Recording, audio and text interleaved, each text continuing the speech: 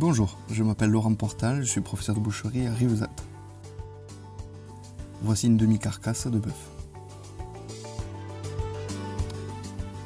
Nous avons suspendu l'arrière par praticité de découpe.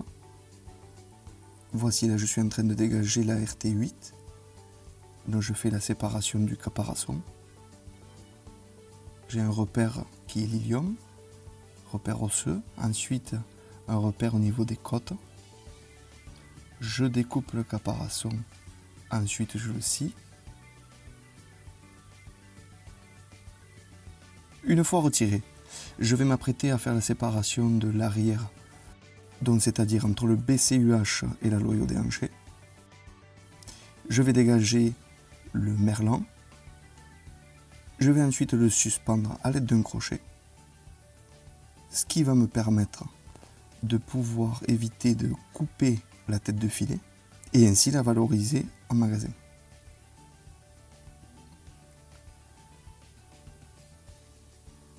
Je vous montre ici la découpe pour venir chercher la tête du filet.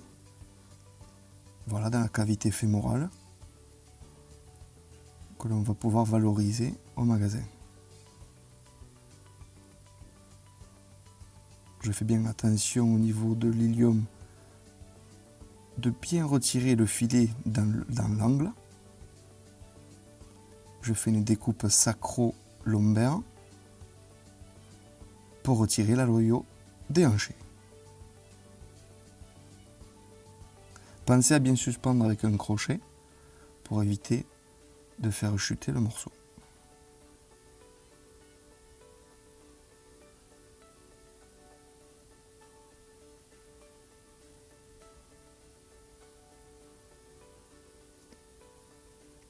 Voici, séparation du BCUH que je porte et la loyau déhanchée qui est sur la table.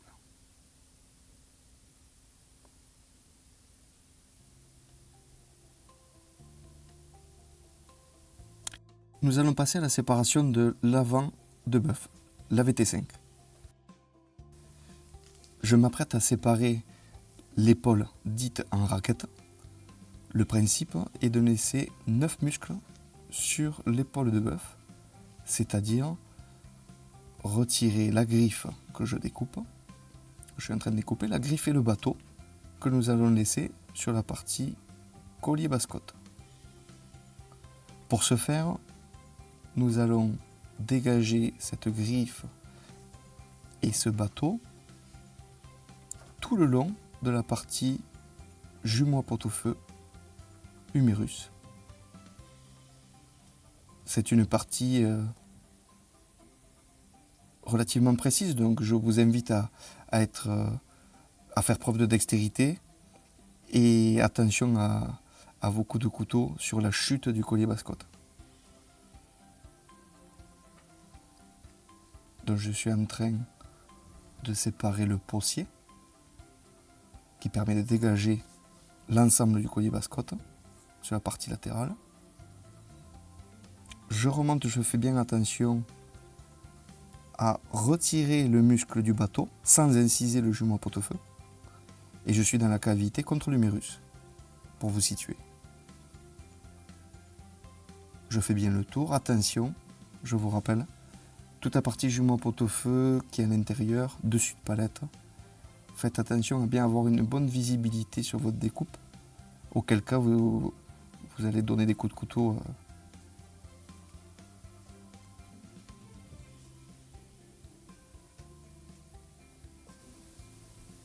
Alors là, je longe le jumeau pot-au-feu, le jumeau à beefsteak,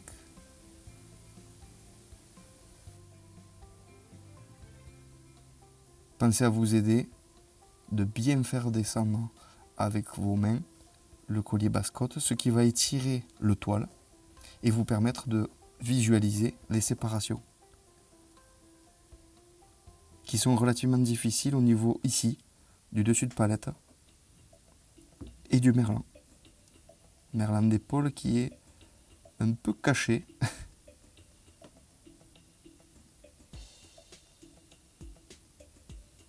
On fait bien attention à séparer le cartilage. Soyez assez précis. Avant la chute, on va positionner un crochet pour suspendre le collier basse-côte.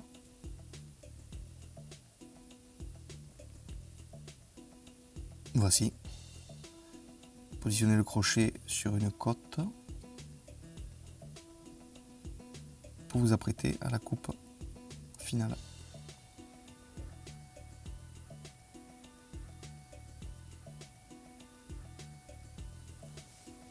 Collier basse-côte sur la table. Je porte mon épaule.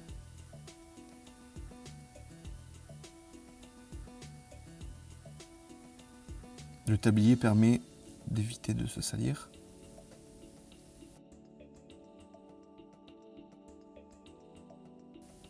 Collier basse-côte, épaule en raquette, caparasson, aloyau déhanché et BCUH.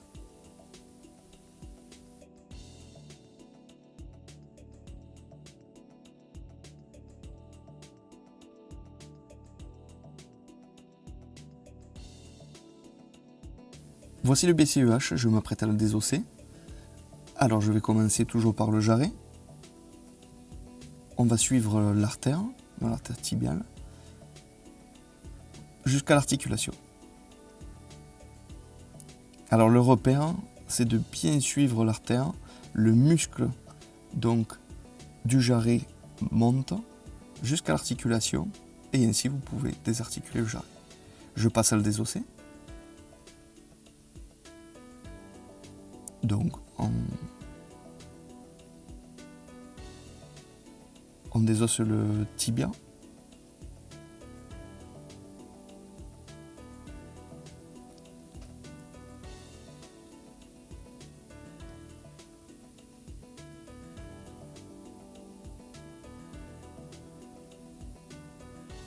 Alors ce morceau en destination culinaire, on peut le valoriser en bourguignon, pot-au-feu, même séparé là, sur la saison estivale pour séparer éplucher pour le valoriser un steak haché. Alors je continue mon désossage, je suis sur la partie de la hanche maintenant. Donc nous allons désosser le sacrum. Pour ce faire, pensez à bien dégager le petit muscle sous le sacrum pour visualiser l'ossature. Bien revenir sur la partie séparation sacrum-coxal.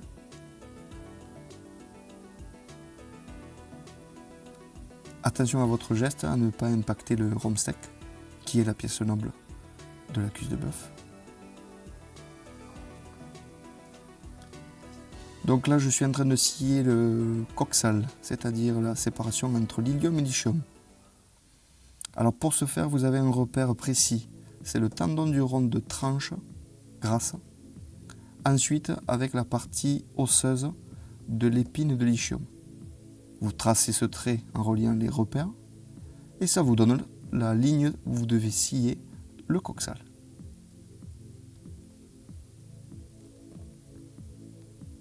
Une fois scié, vous vous apprêtez à désosser la partie ilium.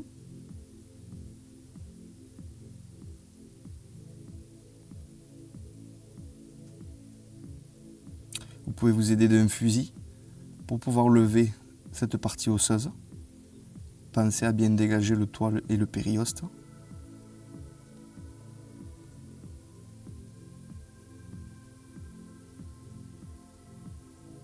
C'est un os qui demande beaucoup de dextérité à désosser.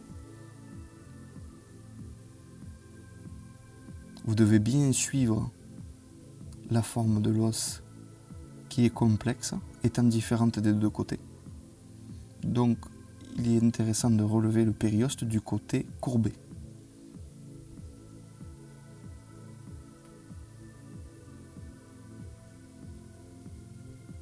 Voici, maintenant nous allons passer sur la partie ischium. Donc là, je suis en train de dégager l'araignée. Cette araignée qui est un méprisé des restaurateurs.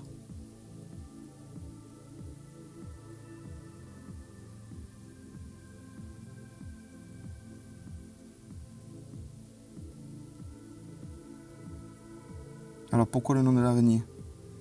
On peut supposer qu'étant l'étendue des nerfs étant comme les pattes d'une araignée, on lui a rapproché ce profil.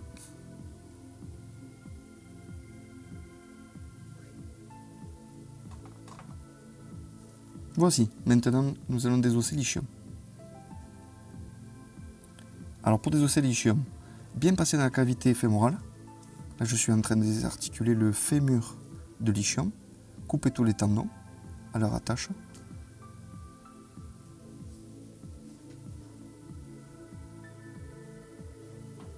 Pensez bien à dégager ce périoste pour pouvoir désosser à blanc. N'hésitez pas à retourner la pièce pour travailler dans de bonnes conditions. Votre positionnement est important lors du désossage. Si vous ne vous placez pas bien, vous n'avez pas de visibilité. Pas de visibilité égale désossage avec beaucoup de coups de couteau. On revient sur la cavité du fémur, on désarticule pour finir par lever cette partie ischium jusqu'au côté, au cartilage.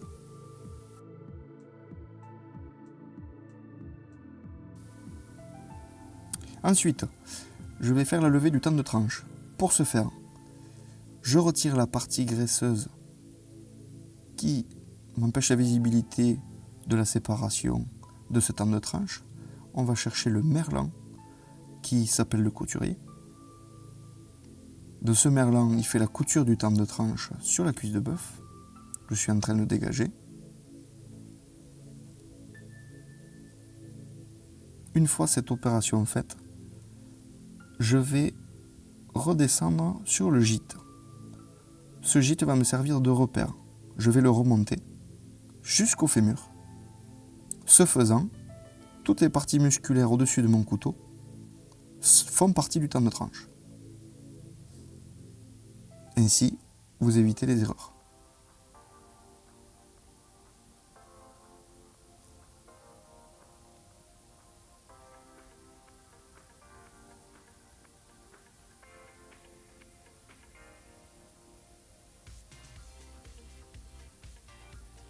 Alors maintenant, il ne manque plus qu'à longer le long du fémur en coupant les attaches tendineuses de part et d'autre de cet os.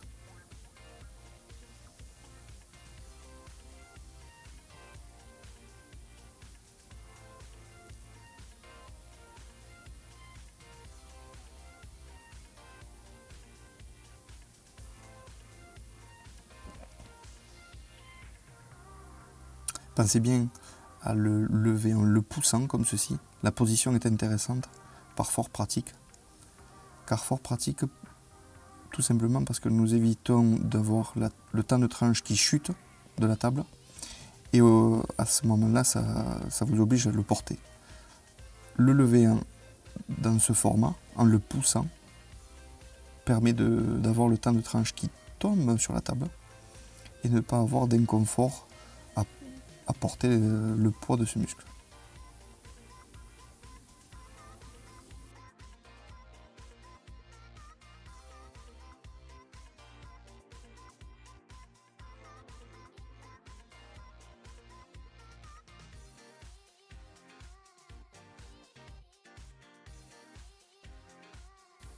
Voici, le tend de tranche est séparé. Maintenant, je vais continuer mon désossage de ma cuisse de bœuf en retirant le fémur. Pour ce faire, j'ai poussé le gîte où j'ai positionné mon couteau. Maintenant, j'ai dégagé correctement la rotule qui va me permettre de bien dégager le périoste pour désosser à blanc.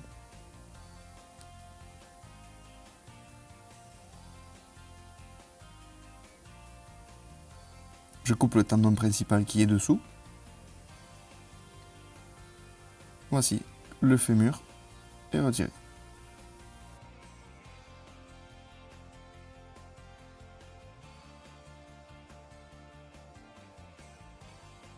Voici, maintenant je vais séparer la partie tranche grasse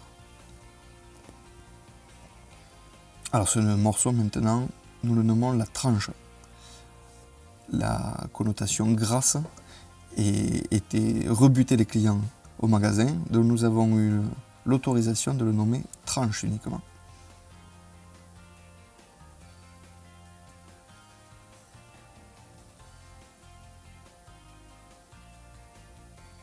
Donc là je suis sur le côté séparation entre l'anche et la tranche.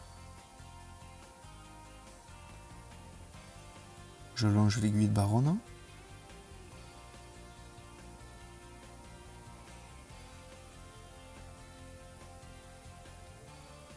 Voici, la tranche grasse est sortie.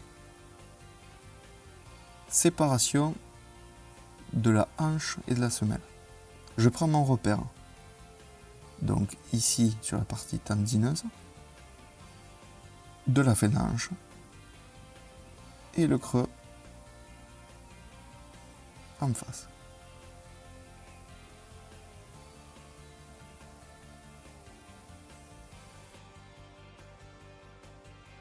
La hanche. Je m'apprête à séparer les muscles qui sont donc aiguillés de baronne. Aiguillés de baronne valorisés en magasin, en roast beef ou en beefsteak.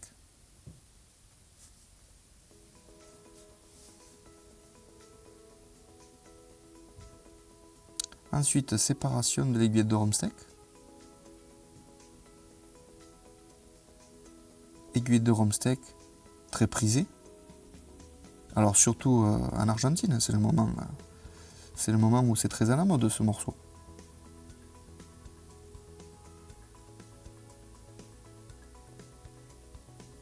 Voilà, séparation d'aiguillette de Romsteck exécutée. Partie où on pourra valoriser en roast beef ou en beefsteak. Je vais continuer par la séparation du Romsteck. Ce Romsteck est composé de plusieurs muscles. Je vais vous le montrer. Donc il est composé du filet, du cœur de Romsteck, de la langue de chat et du dessus de Romsteck.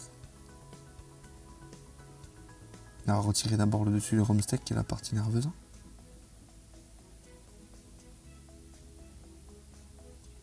Que nous allons écarter. Ensuite on sépare la langue de chat. Très bon beefsteak.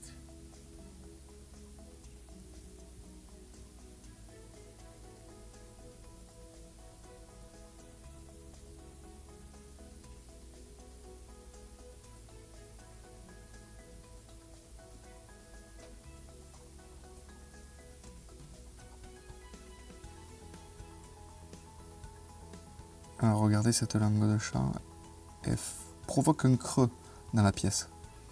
C'est comme ceci qu'on la sépare. Ça nous permet de la reconnaître aisément.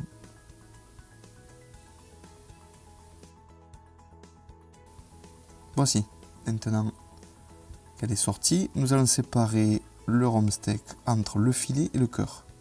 Le filet étant la pièce la plus longue et la plus mince. Je vous montre. Séparation entre le filet et cœur de Romsteck. Vous avez un petit nerf sur la tranche de l'entame. Vous allez à l'opposé, vous allez voir le tendon. Vous suivez ce tendon et vous allez faire la séparation entre le filet et le cœur de Romsteck. Ça permet de valoriser le filet en roast beef, étant donné qu'on apporte plus de tendreté au morceau. Donc le cœur, on va pouvoir le valoriser en beefsteak ou en rôti également.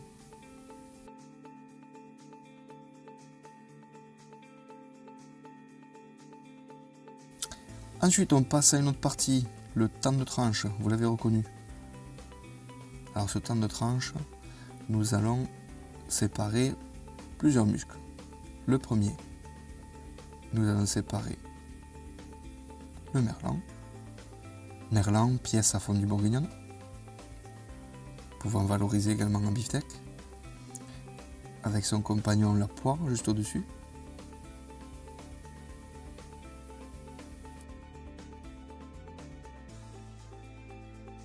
Voici la séparation, vous suivez bien ce tendon. Vous pouvez retirer un peu de graisse pour visualiser la séparation. Car des fois elle est difficile au niveau de la fosse araignée qui est juste à côté. Ne prenez pas de risque. N'hésitez pas à retirer la graisse pour visualiser mieux la séparation.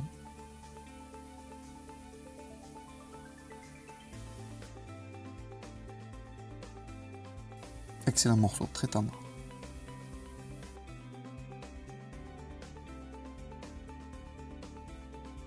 La poire retirée. Donc c'est également un morceau à fondue bourguignonne pour vous le rappeler. Ensuite on va passer sur le dessus. Alors le dessus de tranche, à l'opposé, c'est un muscle assez ferme que l'on va pouvoir valoriser en steak haché. Sur la partie épaisse que je tiens dans ma main, nous allons pouvoir éventuellement faire quelques beefsteaks, car c'est la partie la plus tendre du morceau.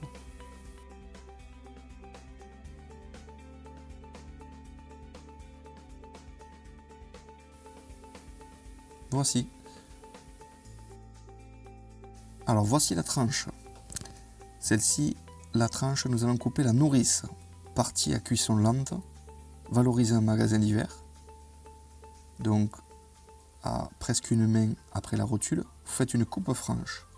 Ici, ça vous permet d'affranchir le morceau sans faire aucune fausse coupe. Et ce morceau, la nourrice, est prisé des clients pour une vente en bourguignon et en pot-au-feu. Ici, je fais la séparation du mouvant de tranche. Alors ce morceau est le plus ferme du groupe musculaire. Maintenant, nous allons séparer donc le rond de la partie plat de tranche.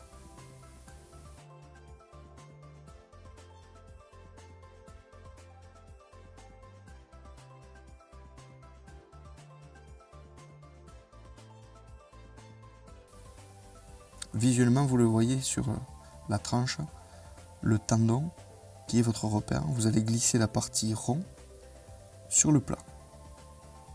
En position glissner, votre main sur le couteau, dans cette position, va vous permettre aisément de suivre ce tendon et glisser le muscle du rond.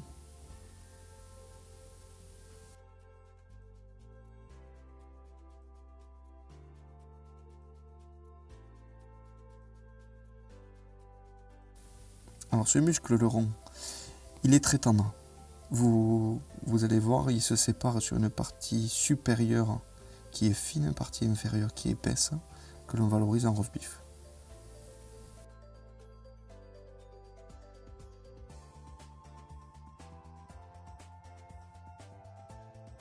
Alors nous sommes passés sur la semelle.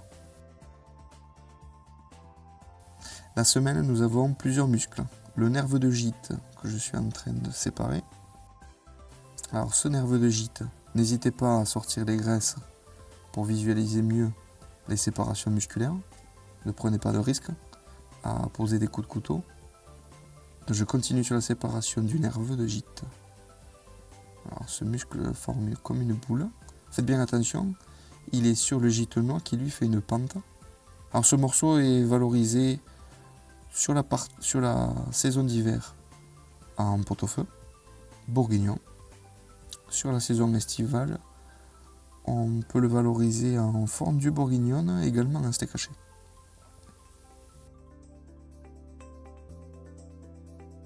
Je m'apprête à séparer le rond de gîte.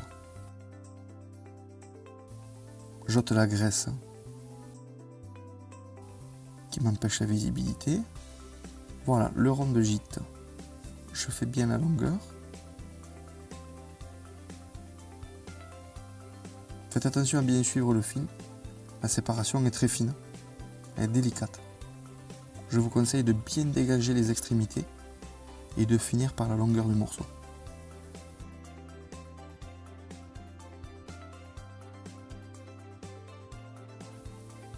Alors le rond de gîte, il est valorisé en magasin sur des steaks minutes, comme on le décrit, c'est-à-dire des steaks cuits rapidement, mais quand même c'est une partie assez ferme.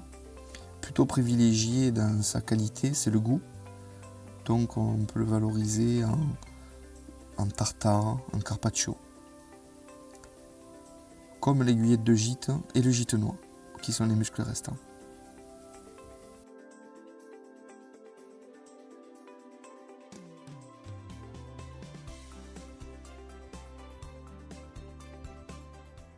Le temps de tranche, nous l'avions séparé tout à l'heure. Là, nous sommes sur la partie tranche. C'est le plus grand muscle du temps de tranche. Nous allons le valoriser. Alors pour ce faire, vous voyez, je le pare. Alors parer, ça s'appelle nettoyer un morceau.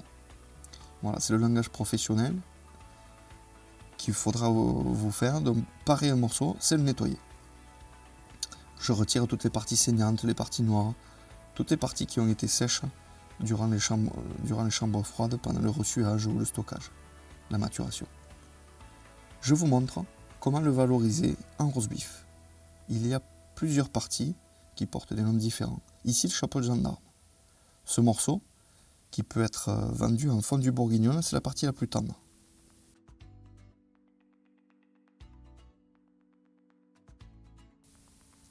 Je vous montre. Ici, je retire la partie talon. C'est la partie la plus ferme du morceau. Je remonte, je coupe les roast beef jusqu'à la partie la plus tendre. C'est ces deux, le premier tranche et le second tranche. Je vous ai laissé la poire à côté pour le visualiser. C'est le côté le plus tendre du morceau. Voici tous les roast beef que nous allons proposer.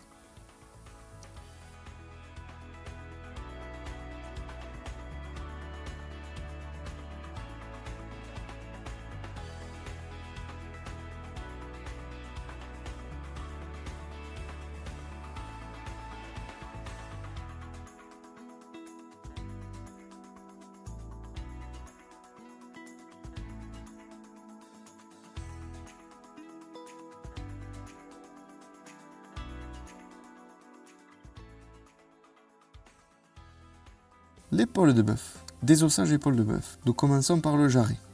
Alors je vous rappelle, n'hésitez pas à retirer les graisses qui vous empêchent la visibilité des séparations musculaires.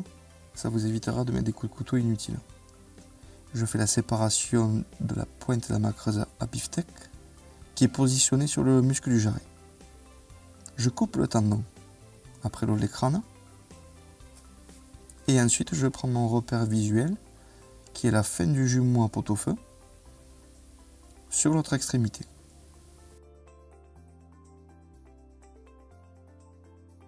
Alors pour désosser ce radius cubitus, pensez bien à prendre le repère du jumeau à pot-au-feu. Le jumeau à pot-au-feu va vous indiquer où se trouve l'os. Je dégage le côté gauche. Maintenant je vais continuer sur la partie haut de l'écran, l'équivalent du coude. Je déroule le muscle et ensuite je dégage la partie droite. Je désarticule sur la partie radius cubitus humérus.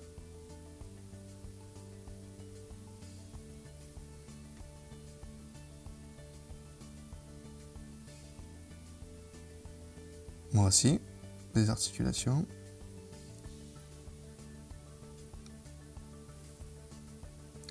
Ensuite, je pousse l'os vers le bas, ce qui va me permettre de reculer le radius cubitus et ainsi pouvoir insérer correctement le couteau pour finir le désossage, en passant après l'eau de l'écran. Dès que possible, vous remontez l'os sur la table pour avoir plus d'aisance et tant dos droit.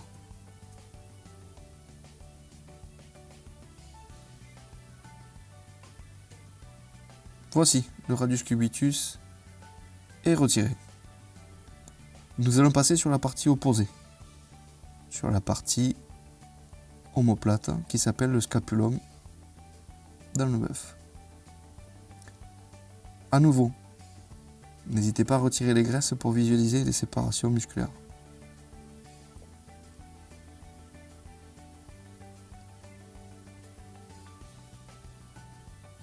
Alors ici, nous avons, sur cette partie où je retire la graisse, le jumeau beefsteak apparent avec le dessus de palette.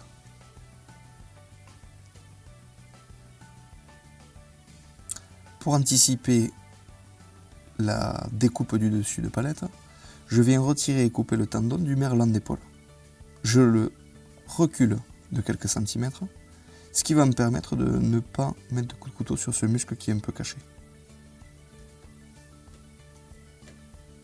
Ainsi, maintenant je découpe le dessus de palette.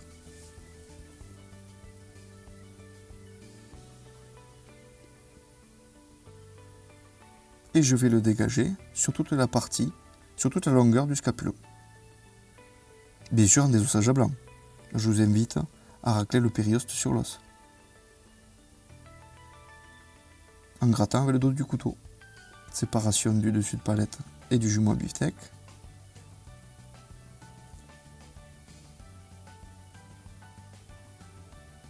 Je vais retirer l'ensemble des muscles. Dessus de palette, merlan d'épaule et dessus de côte.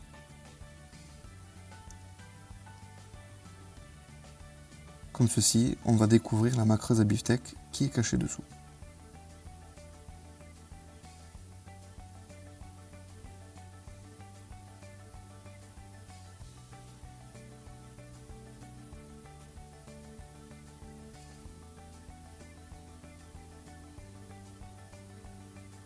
On passe sur le désossage du scapulum. Pour ce faire, il va me falloir retirer la partie jumeau à beefsteak qui est collée à l'os. Je dégage correctement cet os en grattant mon périoste et je vais couper le jumeau à beefsteak sur la longueur de l'épine acromienne. Ce qui va me permettre de le laisser attenant par la tête, mais d'avoir dégagé l'os de ce côté.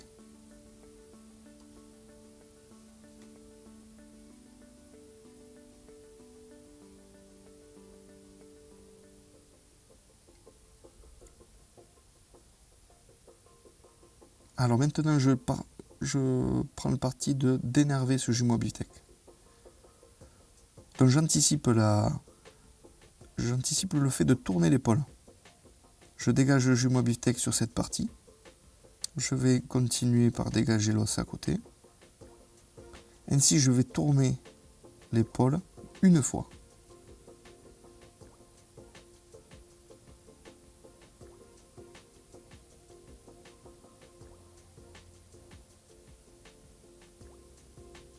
De ce côté-ci, restez en surface. Ne dégagez pas profondément.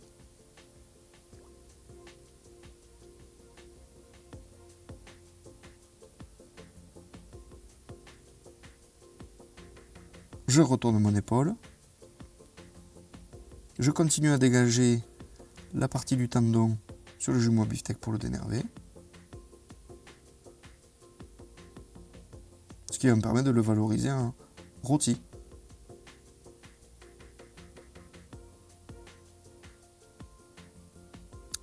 Maintenant, je dégage la partie épine acromienne du paleron. Ce qui me permettra de le sortir à blanc en retournant l'épaule.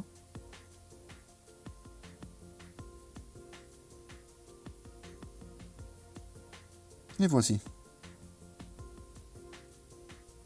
Je finis bien de dégager sur la partie de la tête du scapulum. C'est là où sont logés les tendons. Si vous avez bien dégagé, le périoste va suivre. Je retire mon jumeau à beefsteak. Il faut le tourner en rotation une dizaine de fois sur l'extérieur. Ainsi valorisé, je pourrai le vendre au client en roast beef, en rôti. Là, je récupère la partie osseuse. Je mets bien la main sur le paleron. Je tire l'os en même temps que je pousse sur le paleron. Désossage de l'humérus.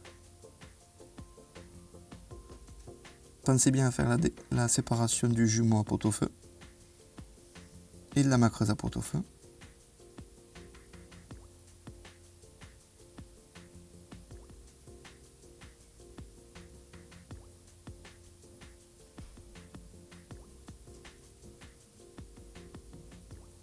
On dégage à blanc correctement. On fait attention sur la partie où était logé l'olécrane à ne pas laisser de viande. C'est le secret ici.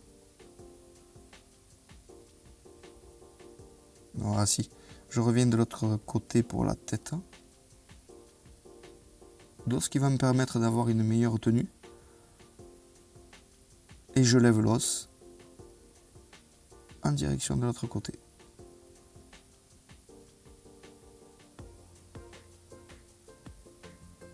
Humérus retiré. On va passer à la séparation de la macreuse à beefsteak. Pour ce faire, du côté séparation macreuse à beefsteak ici et macreuse à pot-au-feu, c'est plus évident de démarrer par ce côté. Ça vous sera plus facile. Ensuite, continuez du côté paleron, comme ici présenté.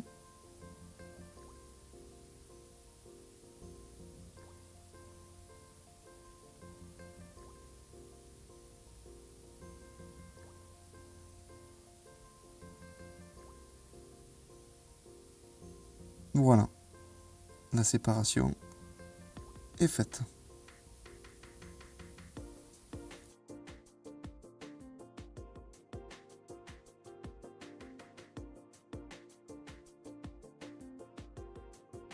Maintenant, nous allons faire la séparation du paleron. Voici. Nous allons continuer avec la séparation du jumeau à pot-au-feu. Alors, il est à l'intersection entre le jarret et la macreuse à pot-au-feu, faites attention.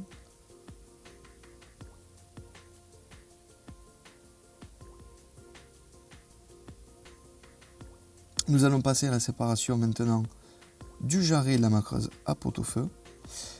Alors, cette macreuse à pot-au-feu, elle entoure le galbe du jarret. Donc, vous devez bien chercher un tendon qui est en externe, le remonter et ainsi ôter la boule du jarret qui est enveloppée par la macreuse à pot-au-feu. Voici, la séparation de l'épaule de bœuf est terminée.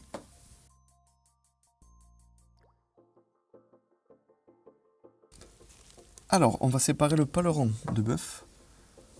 Ce paleron, l'hiver est présenté à la clientèle en pot-au-feu, en bourguignon.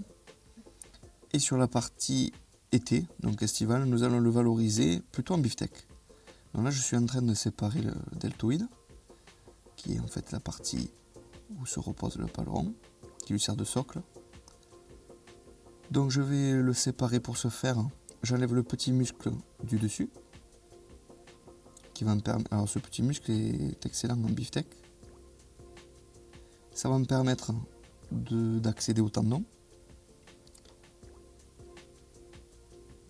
Et on va le dénerver avec le grattoir à bio. Alors je vais vous montrer de suite. On enlève une partie musculaire, peu importe, elle ira en steak haché. Vous enlevez de façon à accéder au tendon de chaque côté. C'est ça l'important. Vous le traversez par un crochet, un S que l'on appelle. Vous positionnez un autre en dessous de la table. Vous le crochetez correctement. Ensuite, vous dégagez un peu au couteau et au racloir bio. Vous devrez pousser volontairement, franchement. Surtout, ne pas vous arrêter en cours de route. L'objectif est de faire le moins de passages possible. Plus vous faites de passages, plus vous allez hacher la viande, ce qui n'est pas l'objectif. L'objectif est de proposer à la clientèle un beefsteak présentable. Là, je retire la peau névrose. Ce geste technique s'appelle l'épluchage. Il sert à valoriser tous les muscles à cuisson rapide. Steak haché, fondue bourguignonne, beefsteak, roast beef, etc. Sans ça, le muscle serait dur, ferme, par la contraction de cette peau névrose. Ce geste technique requiert des années d'expérience. Pour moi, personnellement, c'est le geste technique le plus dur. C'est le geste technique qui nécessite le plus d'expérience, car il est à la fois précis et très rigoureux, parce que mal exécuté, nous allons apposer des coups de couteau de la viande. Et si ce n'est pas ça, nous allons ôter beaucoup de viande aux morceaux, ce qui engagerait des pertes financières, puisque à la place de vendre du beefsteak, vous allez vendre du steak haché.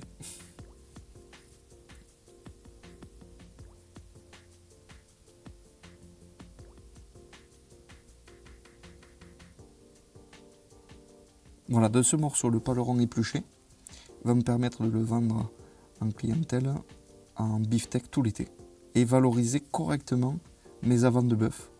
Mes avances de bœuf qui sont les parties les moins nobles, je vous le rappelle.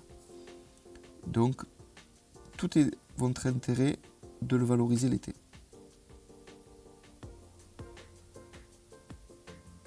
Positionnez bien quand vous épluchez une main qui saisit correctement le muscle et votre position de main sur le couteau et pouce sur la lame, index sur le manche.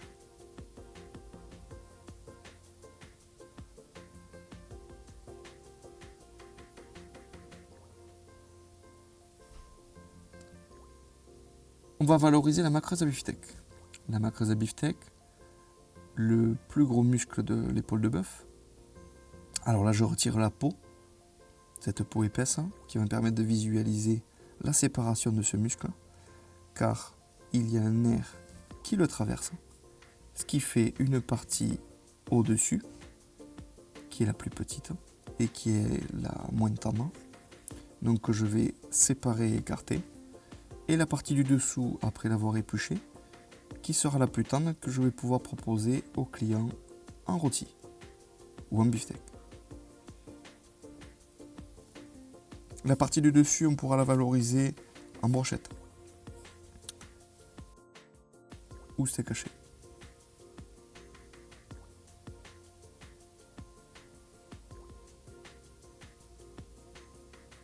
Alors à nouveau, je suis sur le geste de l'épluchage. Vous voyez, on saisit bien le morceau, on suit la courbe du muscle tout en épluchant. C'est ça le plus difficile dans ce geste, sans retirer beaucoup de viande.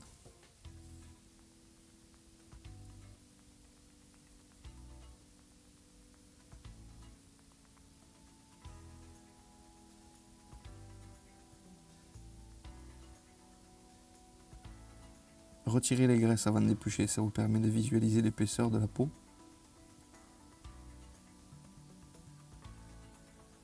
Alors vous voyez, je commence sur une part du morceau. Je suis le galbe du muscle et je continue plus bas. L'objectif, c'est de ne faire qu'une épluchure au maximum.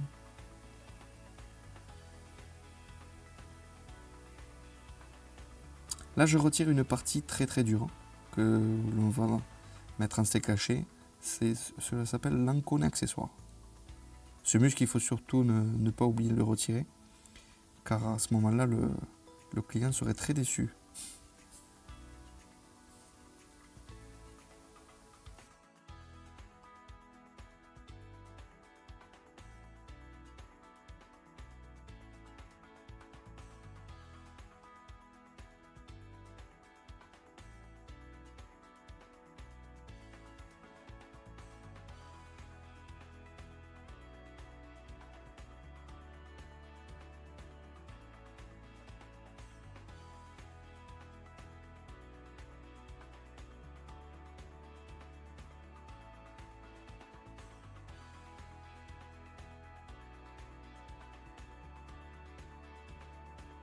Je change de morceau, je passe au caparazon. Alors pour valoriser le caparazon, déjà je vais retirer la partie flanchée, les bavettes. Dans les bavettes, il n'y en a que deux. La bavette de flancher et la bavette d'aloyau. Nous allons les séparer.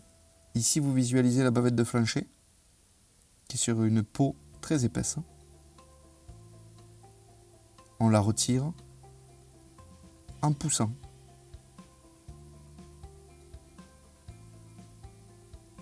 À l'aide du couteau, vous finissez. Mais cette peau très épaisse, si vous ne retirez pas vivement le morceau sur la peau, vous ne le sortirez pas. Ensuite, la bavette d'aloyau, elle est enfouie sous plein de peau, plein de graisse. Il va falloir nettoyer. Visualisez de suite cette peau épaisse pour retirer la bavette d'aloyau. Voilà. C'est deux morceaux nobles du flancher. Ces deux bavettes. Retirez le petit muscle qui est au-dessus, qui celui-ci n'appartient pas à la bavette de l'Oyo. Retirez toutes les graisses pour visualiser le morceau. Alors c'est un muscle très prisé au restaurant. La bavette d'aloyau et la bavette de flancher sont des muscles très juteux, très goûteux. Alors on passe sur le caparasson. Le caparasson, c'est le bas morceau de la demi-carcasse de bœuf. Là, je suis en train de retirer la peau sur le muscle à pot-au-feu, juste après. On va s'apprêter à dégager le muscle principal, qui est celui-ci. Je vais le faire reculer pour accéder au cartilage, pour qu'il soit visible clairement.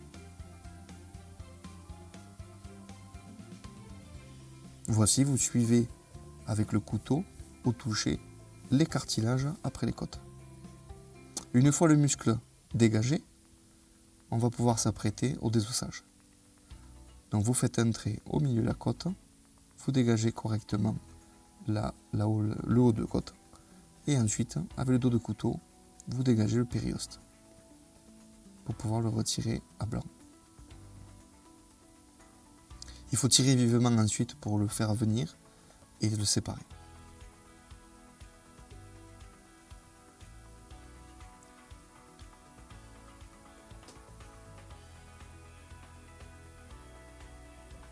Ensuite, sur la partie cartilage, vous pouvez avoir cette technique, c'est-à-dire remonter le cartilage et ensuite désosser la côte. C'est une façon de travailler relativement pratique. Ensuite, une fois désossé, je vais rouler mon caparasson. Donc je l'ai correctement paré, j'ai retiré l'excédent de graisse, les peaux, les saignants, et ensuite je le roule sur lui-même. Je vais le ficeler pour pouvoir le préparer ensuite à la clientèle en lui proposant un pot-au-feu. Alors là, on est sur un caparasson désossé.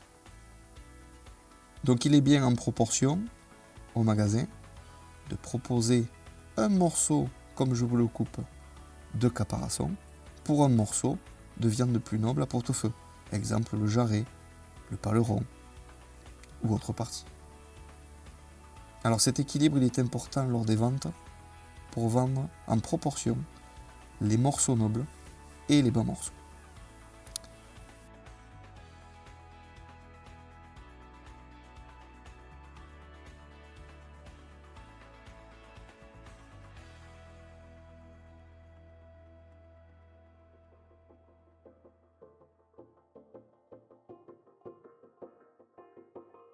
Le collier basse-côte.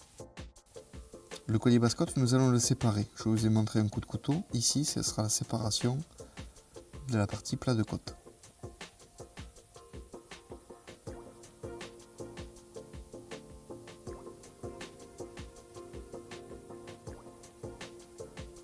Je coupe la partie musculaire. Je vais m'aider de la scie pour le séparer. Donc ici, je tiens le plat de côte découvert.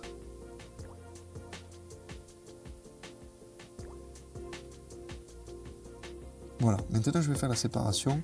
Je vous montre ici un point de repère entre le collier, ossette cervicale, il s'arrête. Je vais faire la coupe avec la basse côte. Nous allons séparer les deux morceaux. Je vous ai montré le repère à la fin des sept cervicales. Je retourne le morceau, je le coupe à l'aide de mon trancheur et je vais finir par le scier.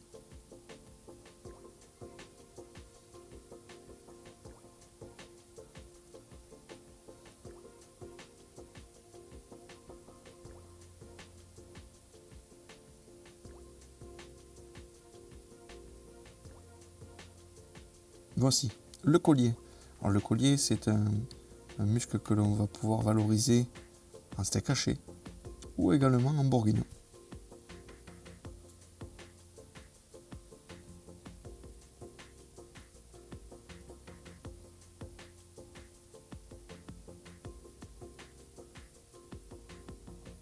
Alors là, je vous montre le désossage de l'atlas. L'atlas, c'est la première vertèbre cervicale. Faites attention, elle est difficile parce que relativement courbée.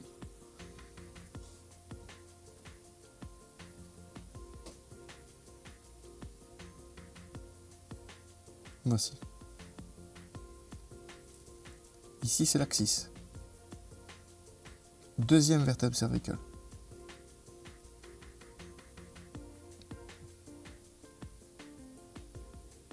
Coupez bien le disque vertébral au début, ça vous aide à avoir la mobilité sur la vertèbre. Et ensuite, il faut aller chercher à l'intérieur, comme vous voyez, l'apophyse articulaire. Je passe sur la basse côte. La basse côte qui est vendue à griller, qui peut être également, donc qui est vendue à griller dans l'état et qui peut être également séparée. Séparée pour la valoriser. Auquel cas, on sépare le muscle du persillé, du cœur de basse côte.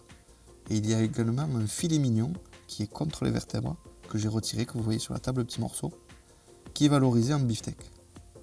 Au même principe que l'araignée. Il est très ressemblant en fibres musculaires et en goût.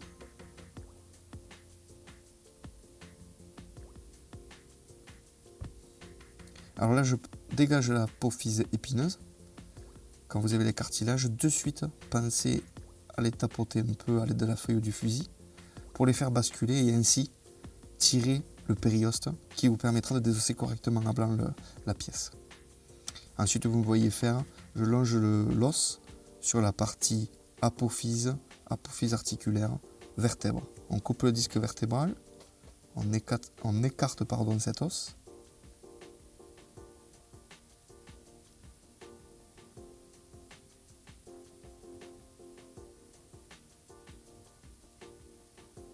Voilà, je continue à le dégager à blanc sur le dessous au niveau apophyse épineuse. Et une fois que j'ai retiré ici qui bloque, c'est l'apophyse articulaire, je coupe le tendon, ce qui va me permettre d'ôter l'os en dégageant la côte pour le dégager à blanc. Voilà.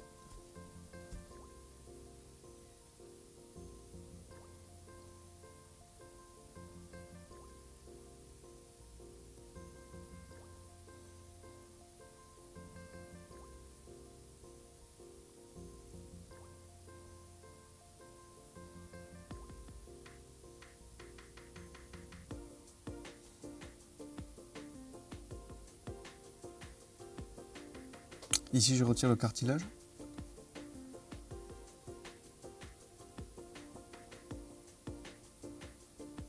Alors, il y a un muscle qui est très dur sur cette basse côte qu'il faut retirer impérativement. C'est le rhomboïde. C'est le muscle que je suis en train de séparer. Il faut surtout être rigoureux de le retirer, toujours. Ou sinon, vous auriez une pièce très dure sur le côté, qui va être négatif à la vente de votre morceau à la dégustation. Plat de côte. Plat de côte est découvert. On passe maintenant à la loyau déhanché. Donc c'est le morceau avec os qui contient le filet de bœuf, le faux filet. Nous avons également le milieu train de côte.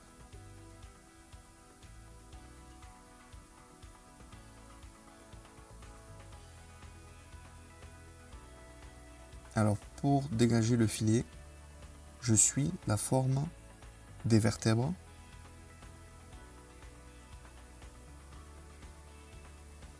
Et ensuite, je me dirige vers l'apophyse transverse, où je vais suivre avec le couteau le dessin, pour retirer la peau. L'intérêt, c'est de laisser le moins de viande possible, mais en ayant une coupe franche, pour ne pas apposer des coups de couteau sur le filet de bœuf, qui est la pièce la plus noble de la carcasse de bœuf, la plus chère aussi. Voici, le filet retiré.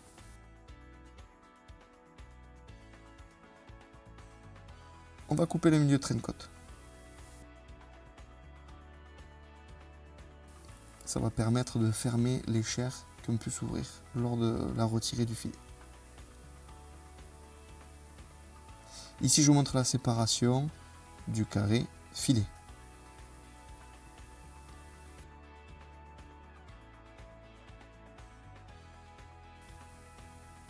Voici, il est retiré.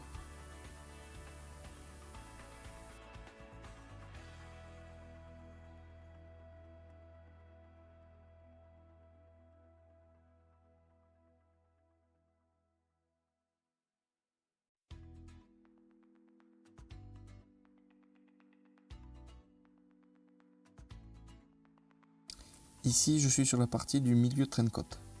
Je vais retirer le muscle supérieur. Alors, ce muscle s'appelle le dessus de côte. C'est le dessus de côte qui est un morceau plutôt à steak haché, un morceau ferme. Alors, désossage du milieu de traîne-côte. Ici, nous avons les apophyses épineuses que nous allons retirer. Également les vertèbres si nous voulons vendre des côtes de bœuf.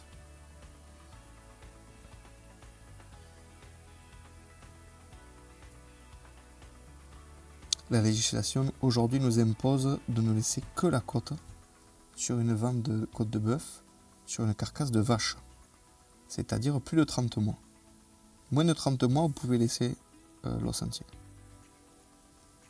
Donc ici, on est sur le carré filet, désossage du carré filet, on est sur l'apophyse transverse, suivez bien la partie osseuse, dégagez le cartilage, ensuite on va dégager sur la partie épine dorsale.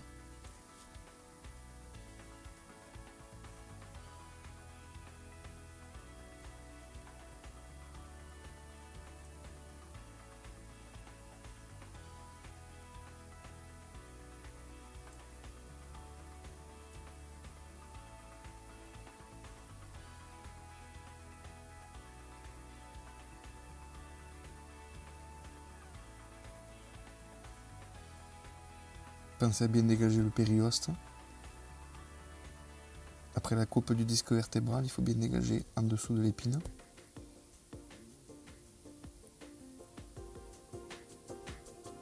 Voici.